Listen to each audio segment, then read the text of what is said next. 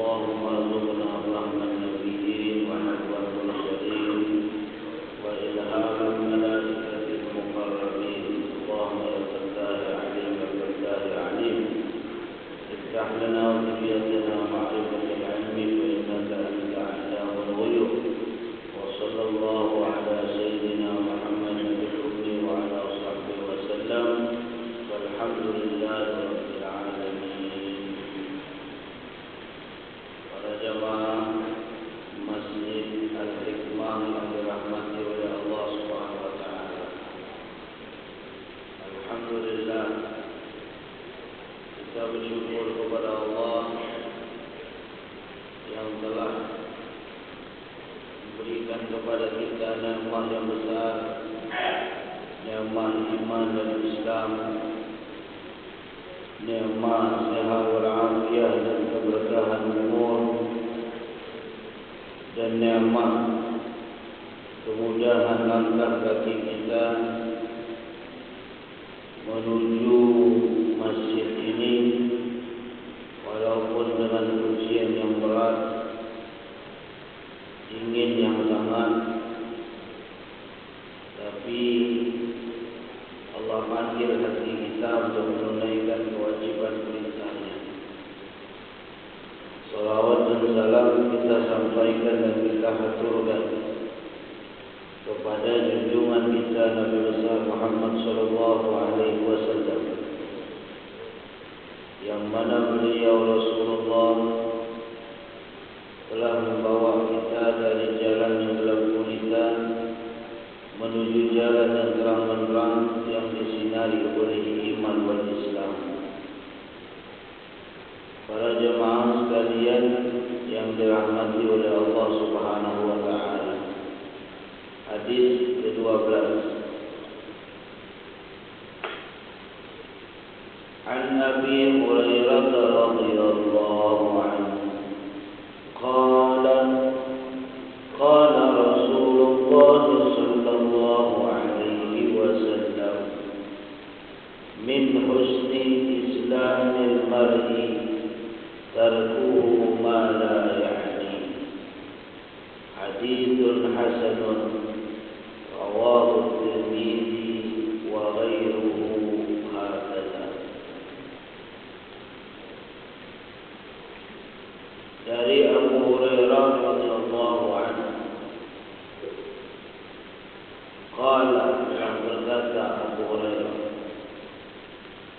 qala Rasulullah sallallahu alaihi wasallam, Rasulullah sallallahu alaihi wasallam bersabda, min husni islamil mar'i, dari baiknya Islam seseorang, tarkuhu ma la ya'ni, meninggalkan sesuatu yang tidak berguna baginya. Ini hadis riwayat Imam At-Tirmidzi. Kalau dalam hadis riwayat Imam At-Tirmidzi, dalam hadis nomor 2317. Kemudian Imam Ibnu Majah nomor hadis 3976. Kemudian juga terdapat dalam riwayat Abu Syekh dalam kitabnya Al-Amdal pada halaman 54. Kemudian juga terdapat di dalam Imam Tabari dalam musnadnya Asy-Syihab pada halaman 192. Kemudian riwayat Imam Ibnu Hibban pada hadis nomor 229 dan disahihkan. Jadi jalan hadis ini banyak sekali. Kedudukannya adalah hasan. Ada pula yang mensahihkan daripada hadis ini. Banyak jalurnya. Kemudian di dalam hadis ini riwayatnya dari Abu Hurairah radhiyallahu anhu. Abu Hurairah itu artinya bapak kucing. Abu artinya bapak, Hurairah artinya kucing. Ya. Tapi Tapi Allah berikan suatu kemuliaan karena gelar ini bukan diberi oleh seseorang yang tidak memiliki suatu kedudukan, tapi diberi oleh seorang yang paling mulia dunia ini, yaitu Sayyiduna Muhammad sallallahu alaihi wasallam. Bayangkan, gelar ini yang beri itu adalah Rasulullah. Maka begitu diberi gelar oleh Nabi Muhammad dengan Abu Hurairah, kekal Abu Hurairah itu pakai namanya. Sampai orang tak tahu kadang nama Abu Hurairah karena gelar Rasulullah. Ya. Kalau kita ngasih gelar orang, tak akan mau. Ada orang yang cinta dengan kambing, kalau kambing kita gelar Abu Ghanam, bapak kambing. Namun, ya. Tapi Abu Hurairah bapaknya kucing, digelar oleh Nabi Muhammad dengan senang hatinya. Ya. Ini seorang sahabat Rasulullah SAW yang paling banyak meriwayatkan hadis. Berapa hadis yang beliau riwayatkan? 5.374 hadis dari Abu Hurairah. 5.374 hadis. Ya. Nah, kita lihat bagaimana kehidupan dari Abu Hurairah ini. Beliau adalah seseorang dari Yaman.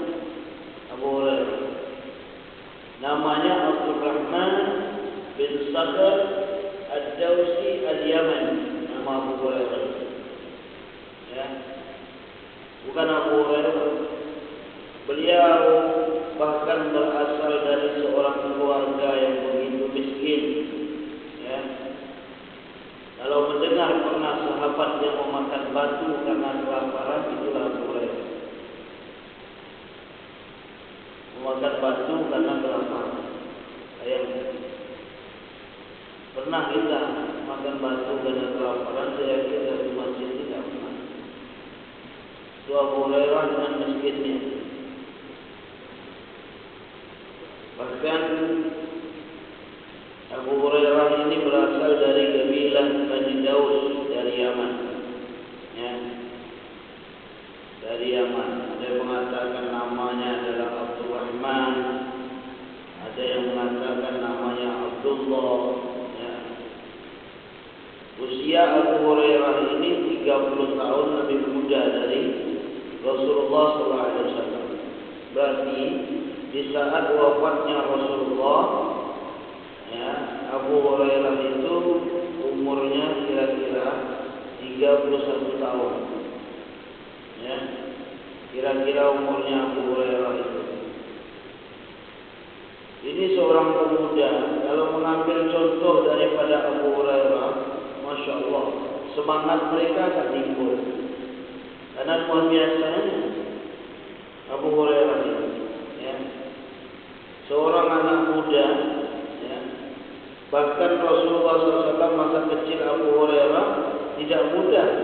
Ia pernah bercerita dibesarkan oleh ibunya, ya, karena ayahnya tidak ada, sehingga dibesarkan dalam keadaan yatim Abu Hurairah.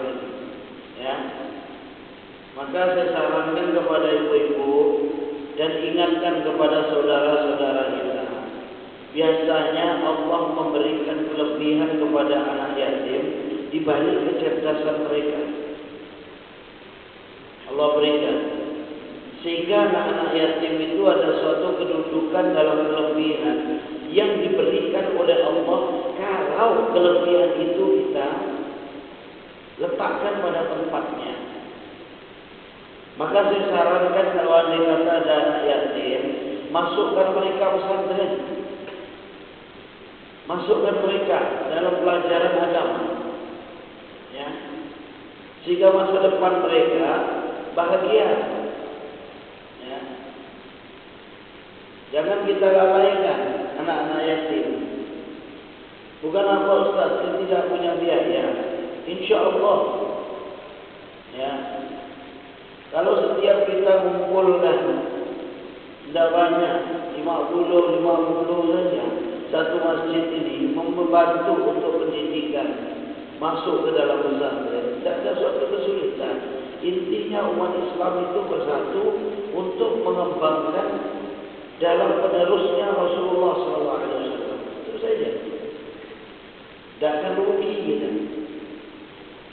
Bahkan ada satu kisah dari Damaskus. Seseorang penggali kubur yang menyaksikan sesuatu yang tidak pernah dia saksikan seumur hidup, kecuali 2 kali. Ketika dia menguburkan jenazah, dan ini kisah nyata, yang bercerita ini adalah keturunannya. Lalu ketika dia menggali kuburan itu, meletakkan jenazah,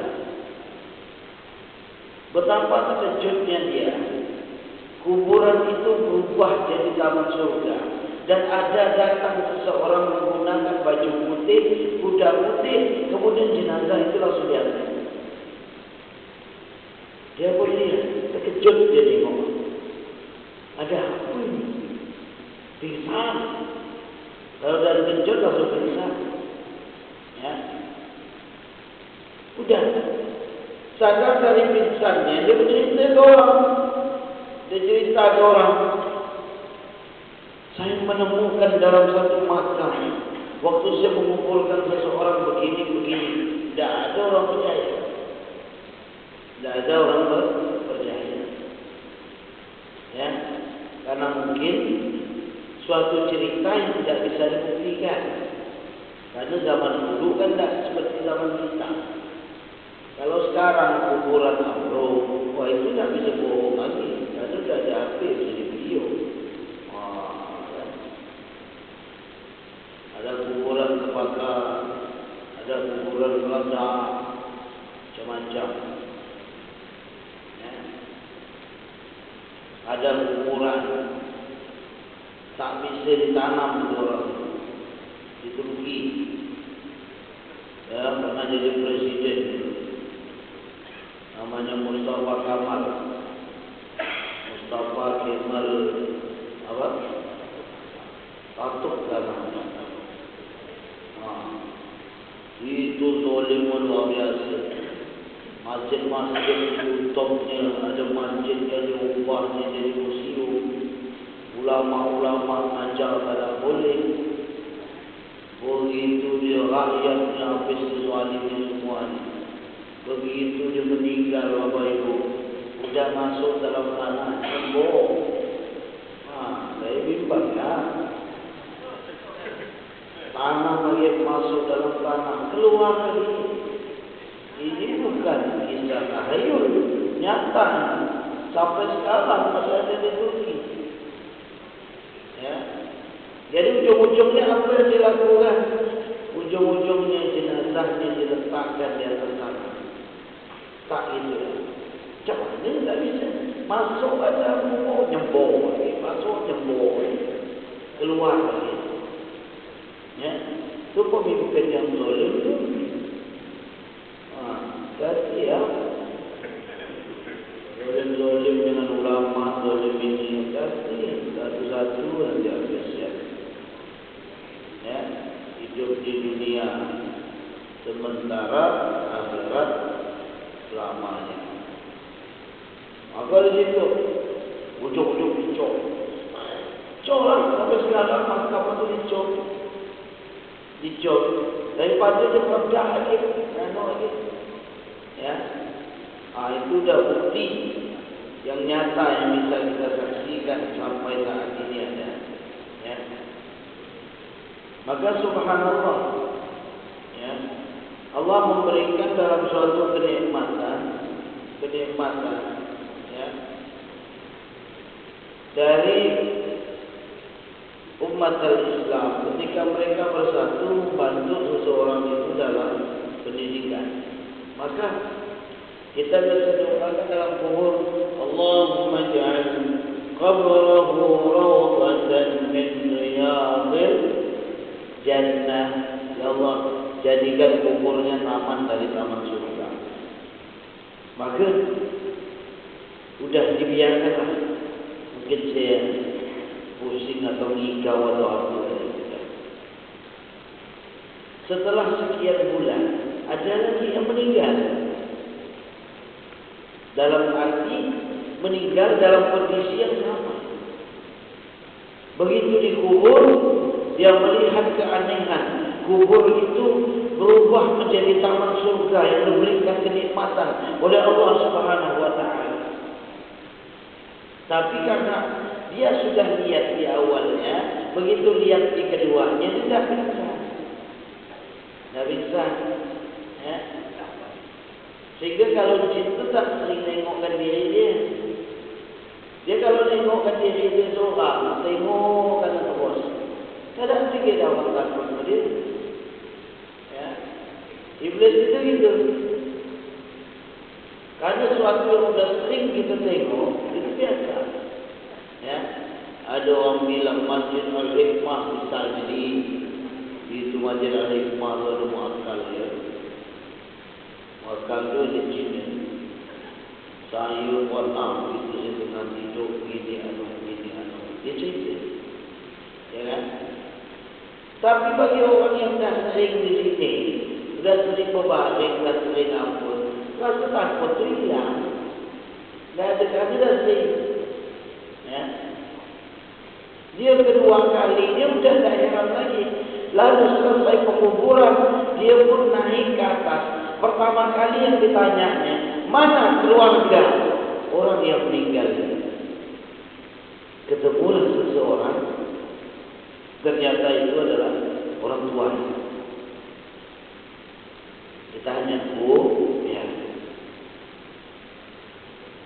Saya menyaksikan, ini anak ibu ya, ya.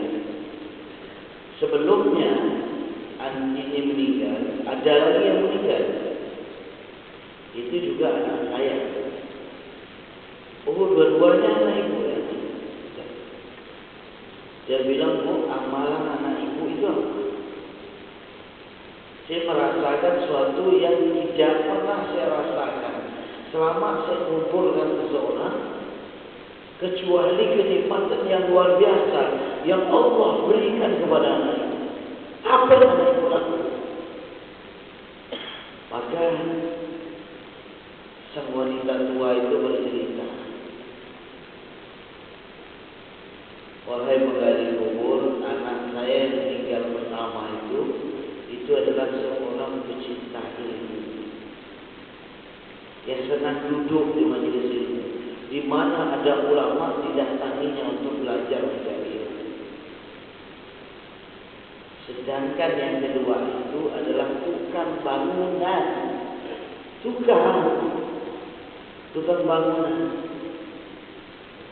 Bagaimana mungkin seorang tukang bangunan bisa mendapatkan kenikmatan diberikan oleh Allah di dalam kubur, taman surga yang tidak pernah dia saksikan ketika menguburkan seseorang pun yang ada di tempat itu?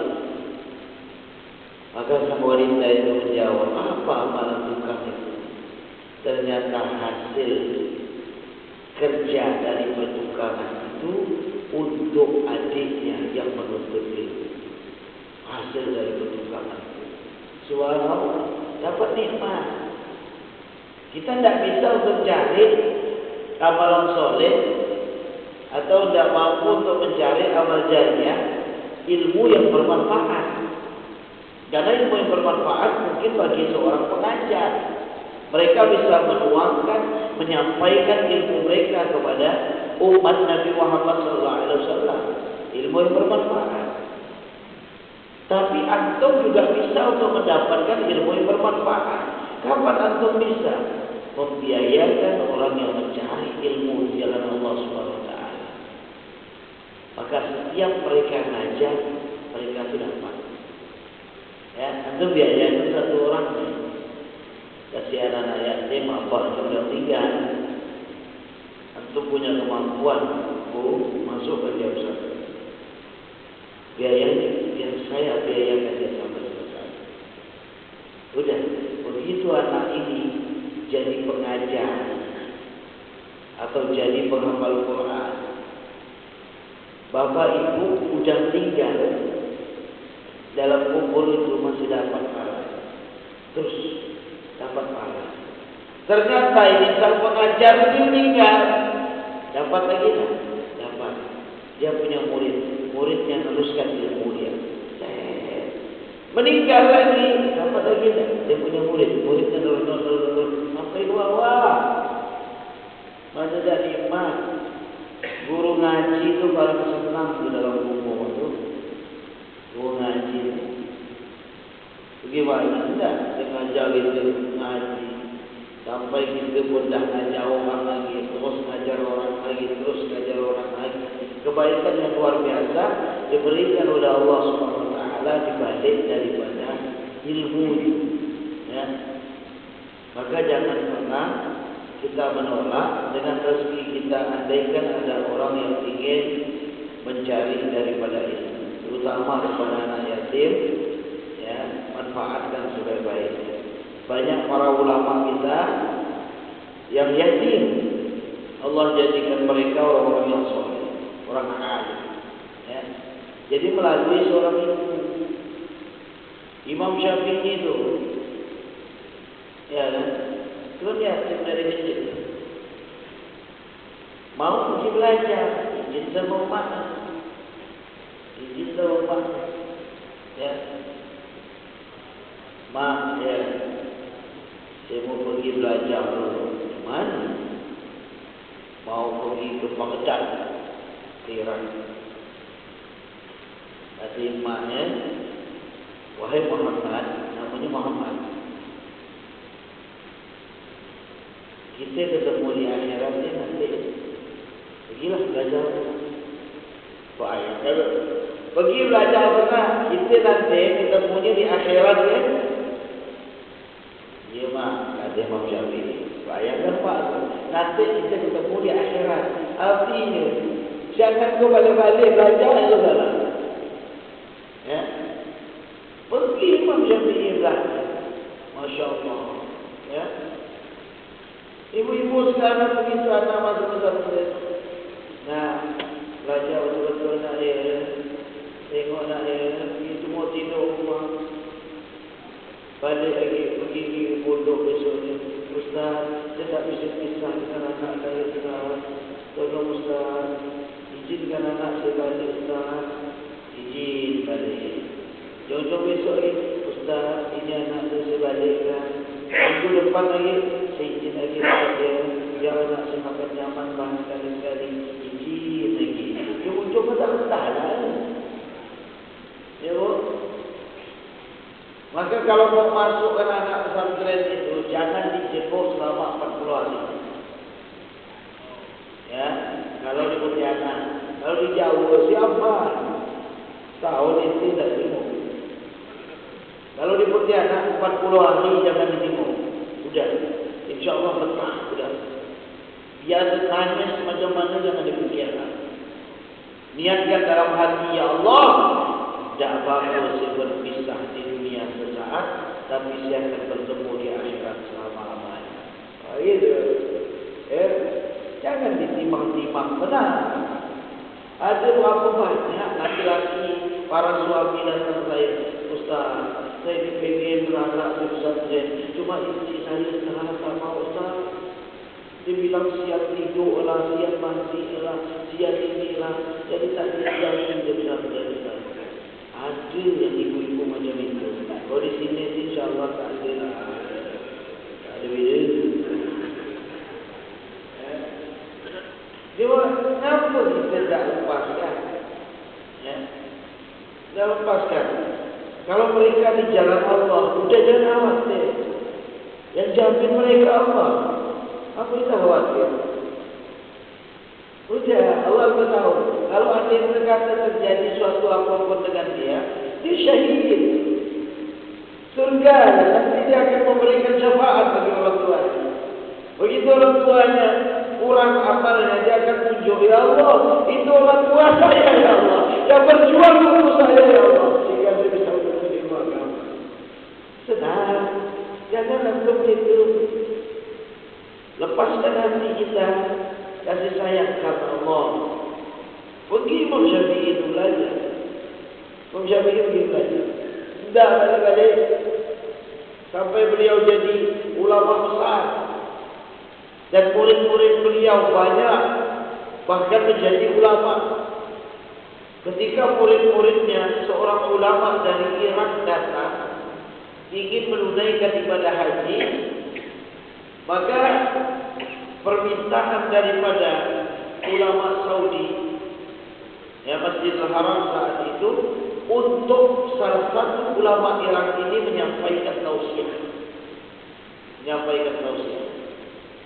Maka satu orang ulama Irak ini langsung menyampaikan tausiah dan dihadiri oleh seorang ibu yang tua. Kan ada bapak ibu, semua ibu tua.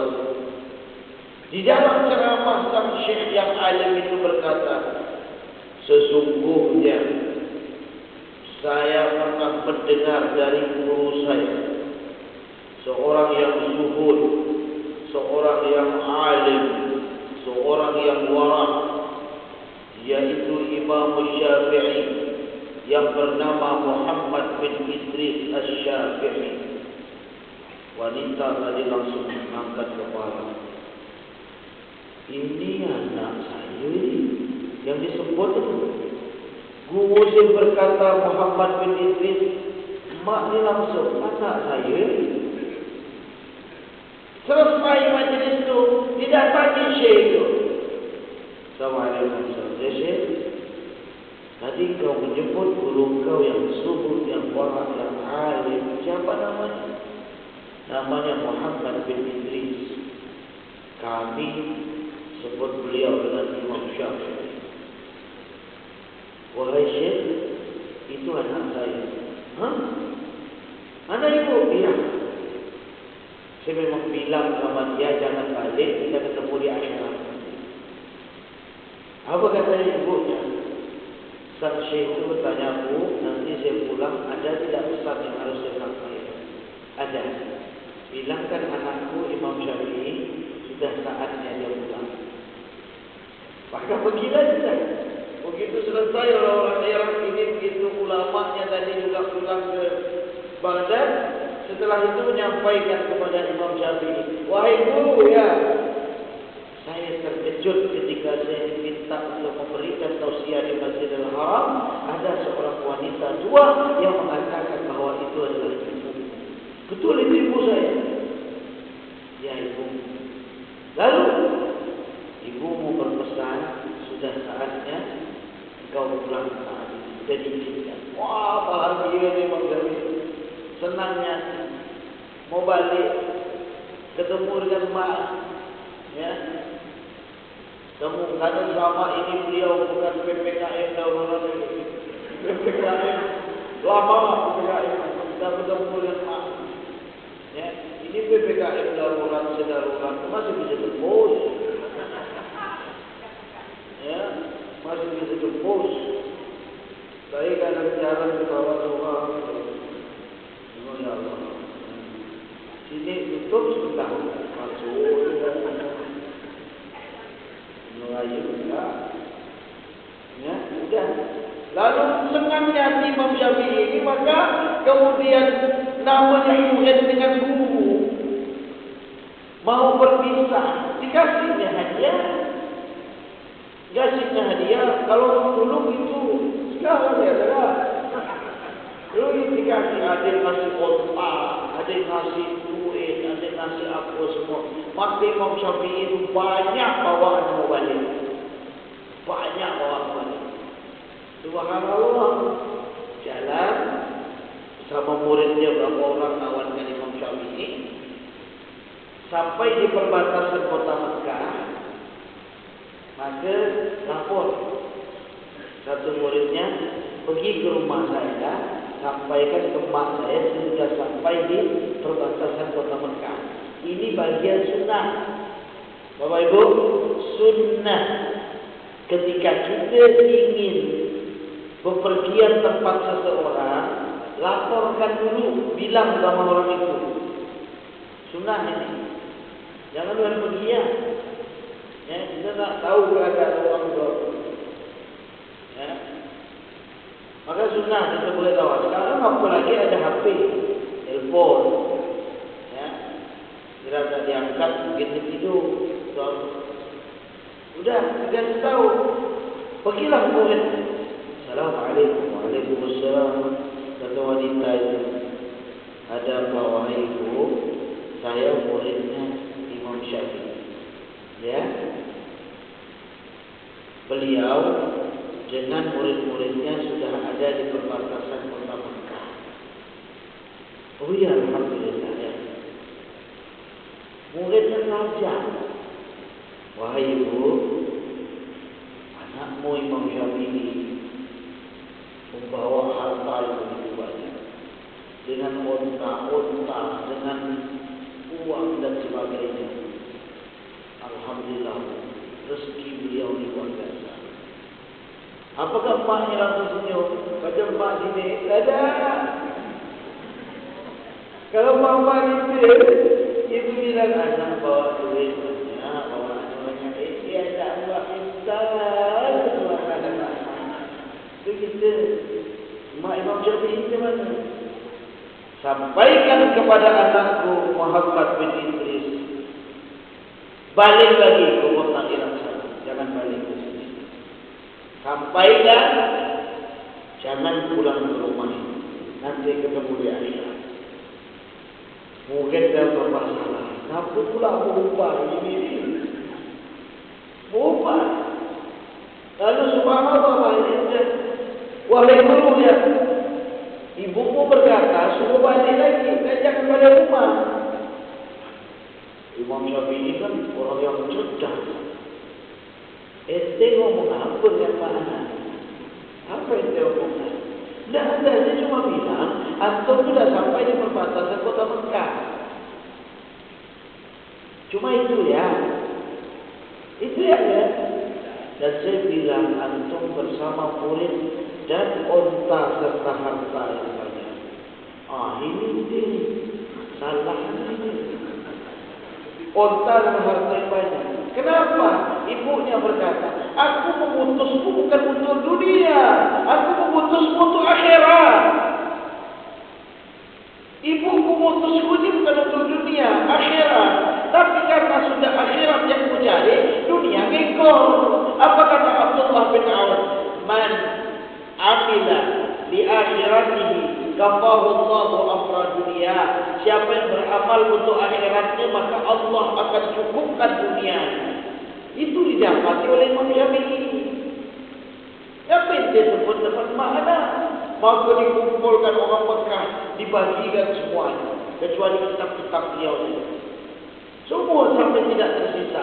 Kemudian muridnya datang lagi ke rumah maknya. Assalamualaikum warahmatullahi wabarakatuh. Ya, apa? Wahai Imam Syafi'i akan pulang, dan semua harta-harta beliau dibagikan ke penduduk Mekah sampai tidak ada tersisa apa. Kata ibunya, katakan kepada anakku, sudah saatnya dia pulang ke rumah. Masya Allah. Artinya apa? Ini seorang wanita, walaupun menjaga dari anak yatim, tapi Allah berikan bagaimana kemuliaannya, ya, melalui dari seorang ibu tadi. Ini bisa menjadi pelajaran bagi kita. Kalau anak kita masuk belajar pendidikan agama, terutama pendidikan di dalam pesantren, ya, kita lihat, subhanallah. Begitulah, ya, orang-orang yang senang membantu dari orang yang, ya, dengan hartanya membawa kepada jalan ilmu, ya, jalan ilmu. Ibunya Abu Hurairah tadi begitu juga, ya. Walaupun beliau Abu Hurairah dibesarkan sebagai anak yatim, tapi Allah berikan kemuliaan.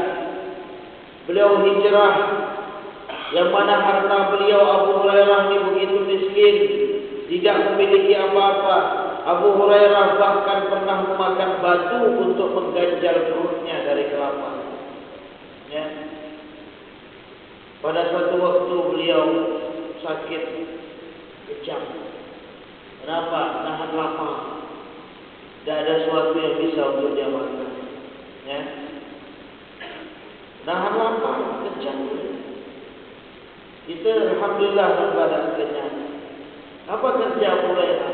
Abu Hurairah itu kerjanya di perkebunan. Ada tak yang pensiunan dinas perkebunan? Abu Hurairah itu kerja di perkebunan. Ya. Namanya perkebunan binti Ghazwan. Tempat kerjanya Abu Hurairah. Sampai menjadi pembantu, menjadi khadam. Ya. Demi memenuhi kebutuhan beliau rela menjadi seorang pembantu. Ya.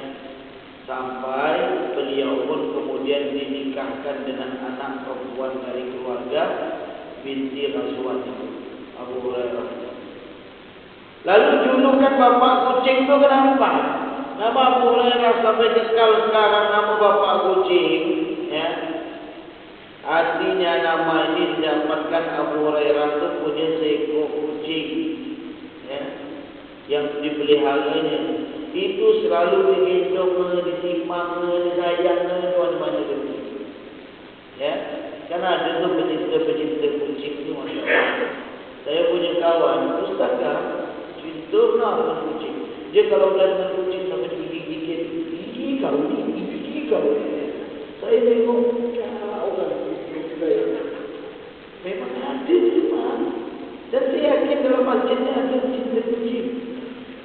Ya. Kita dengan kucing itu, selalu digendong dia. Kucing itu, ya, selalu diikuti. Di mana ada Abu Hurairah diikuti. Ya, karena Abu Hurairah itu merawatnya sepenuh hati. Hewan itu kalau dirawat sepenuh hati itu pasti punya rasa. Abu Hurairah biasa dimandikannya, dibersihkannya, diberi makanan yang layak. Kucing itu senang. Nenek saya dulu ada kucing, namanya si Kuning. Asal dah makan siang, cukup dengan suara ya. Nek, datang dia. Ini kucing macam manusia je. Ya, kucing semua binatang seperti itu, kecuali dua. Ular sama kalajengking. Dua jangan pernah dijaga. Dua. Singa kan, biar singa dari kecil antum disayang. Buaya, biar buaya dari kecil antum disayang. Ya, kan ada nenek-nenek yang biar buaya dari kecil diletak depan teras rumah tu dibuat. Pernah lihat buaya yang tahu dia makan apa? Makan ayam. Itu dikasih apa? Ikannya. Kasih ikan nenek itu depan teras. Saya begitu tengok dalam YouTube, Masya Allah. Sampai ya nenek itu di rumah sama anak-anak. Ini kau ngambil ini kontrol ini orang lagi. Pas depan teras rumah. Subhanallah. Sayang ni waktu. Ada orang barat yang melihara singa. Sampai singa itu diambil, ya, sudah harus dihidupkan di tempat yang bebas. Maka kemudian diserahkannya 3 tahun dia baru pergi ke tempat singa. 3 tahun itu singa langsung kejar dan memedotnya. Ini artinya hewan. Tapi kalau ular jangan dibiarkan. Ya. Itu macam mana pun baik sesuatu saat kiamat. Ya. Berapa kali terjadi kan? Nabi Islam, kenapa tu ngomong gitu kan? Nabi Nuh, kenapa bacaan ulang tu diajarkan oleh Nabi apa?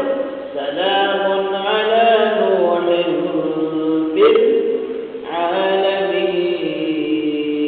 Kamu pernah diajar itu? Apa hubungan Nabi Nuh dengan ulang? Kau tiap tengok ulang baca salamun ala Nuhin. Salamun ala Nuhin. Kamu lalu Nabi Nuh. Ada apa hubungan antara Nabi Nuh dengan ulang? Maka dalam ketika Nabi Nuh akan naik ke atas kapal, semua hewan itu naik.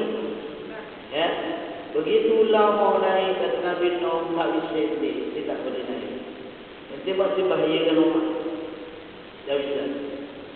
Kata ulang, wahai Nuh, saya tidak akan gigit siapa saja yang menyebut nama. Maka setiap orang menyebut nama Nabi Nuh, salamun ala Nuhin bil alamin, insyaAllah aman dari gigitannya. Ya, itu. Lalu oleh sebab itu orang tua kita dulu nyebut, kalau orang tu depan lain belakang lain, pasti sebutnya ular balak. Betul tak? Mana ada orang sebut kambing balak luar? Ular balak luar. Itu melalui kisah yang ada. Melalui kisah yang ada. Maka subhanallah, Abu Hurairah cinta sama kucing. Ya. Kucing itu, ya, bayangan selalu mengikuti mana aja Abu Hurairah selalu diikuti. Ya. Maka Abu Hurairah berkata, aku dahulu bekerja mengembala kambing keluarga, dan di sisiku ada seekor kucing kecil. Lalu ketika malam tiba, aku menaruhnya di sebatang pohon, kata Abu Hurairah. Jika hari telah siang, aku pergi ke pohon itu. Aku bermain dengannya. Maka aku diberikan hadiah dengan Abu Hurairah. Maka aku diberikan gelar dengan Abu Hurairah. Ya. Allah, ujiannya berat. Berat Abu Hurairah. Bahkan Abu Hurairah, ya, begitu sedihnya, emaknya pernah menghina Rasulullah SAW. Sedihnya Abu Hurairah. Sementara beliau dengan kasih sayangnya kepada Nabi Muhammad, ibunya pernah menghina Rasulullah SAW. Abu Hurairah itu masuk Islam tahun ke-7. Ketika Rasulullah perjalanan menuju ke Khaybar, ya, saat itu Abu Hurairah masuk ke agama Islam. Kemudian Nabi mengganti nama Abu Hurairah dengan nama Abdul Rahman, yang artinya adalah hamba Sang Maha Pengasih. Ya. Maknya belum masuk Islam. Bahkan maknya itu menghina Rasulullah. Beratnya Abu Hurairah ini. Maknya menghina Rasulullah. Ya. Abu Hurairah sedih. Tengok bagaimana maknya. Sampai Abu Hurairah itu datang ke Nabi Muhammad SAW. Ya Rasulullah. Ya. Kata Nabi, kenapa kau nangis? Wahai Abu Hurairah, aku tidak bosan mengajak ibuku masuk Islam, tapi selalu ditolak ya Rasul. Hari ini aku ajak masuk Islam, tapi ia malah mengucapkan kata-kata yang tidak pantas kepada diriku ya Rasulullah. Wahai Rasulullah, kata yang tidak sudi untuk aku dengar ya Rasulullah. Tolong doakan ya Rasulullah, semoga ibuku tergugah untuk masuk ke dalam agama Islam. Nangis Abu Hurairah itu dengan umatnya gini Nabi Muhammad. Ya. Maka Rasulullah mendoakan semoga hati ibunda Abu Hurairah dibuka oleh Allah Subhanahu Wa Taala, tergugah untuk masuk Islam. Maka beliau pun kembali menemui ibunya. Ternyata subhanallah, ibunya lalu berubah pikiran dan bersedia masuk ke dalam agamanya Allah Subhanahu Wa Taala. Ya.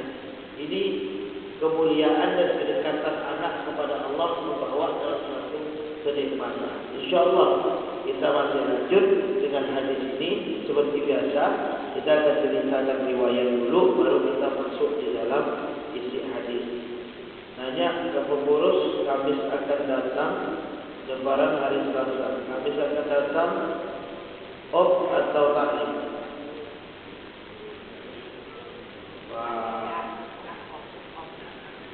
Pengurus, mana pengurus?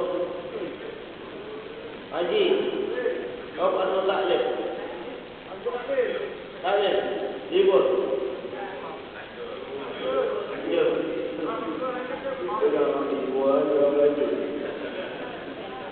Lanjut ya? InsyaAllah. Mudah-mudahan ini manfaat bagi saya dan kita semua. Mudah-mudahan Allah jadikan anak keturunan kita orang-orang yang alim, orang-orang yang berakhlak. Allah jauhkan mereka dari narkoba, dari minuman keras, dari segala maksiat. Dan mudah-mudahan Allah Subhanahu Wa Taala mengampunkan dosa kita, dosa kedua orang tua kita. Di dalam kubur mereka dirahmati oleh Allah Subhanahu Wa Taala. Yang dalam keadaan sakit mudah diberikan oleh Allah sehat walafiat. Yang punya hajat mudah hajatnya disampaikan oleh Allah Subhanahu Wa Taala. Rabbana taqabbal minna du'ana innaka antas samiul alim wa tub 'alaina ya maulana innaka antas tawwabur rahim wa la tu'akhidhna bil 'adhabi wal jalali ya karim wa sallallahu ala sayyidina Muhammadin bil ummi wa ala sahbihi wasallam walhamdulillahi rabbil alamin subhanakallahumma wa bihamdika asyhadu an la ilaha illa anta astaghfiruka wa atubu ilaik. Ini doa ini subhanakallahumma ni aku baca juga. Kalau selesai taklim, siapa yang baca doa ini, dia akan keluar selesai dari taklim itu kecuali Allah ampunkan dosa-dosa. Subhanakallahumma wa bihamdika asyhadu an la ilaha illa anta astaghfiruka wa atubu ilaik. Assalamualaikum warahmatullahi wabarakatuh.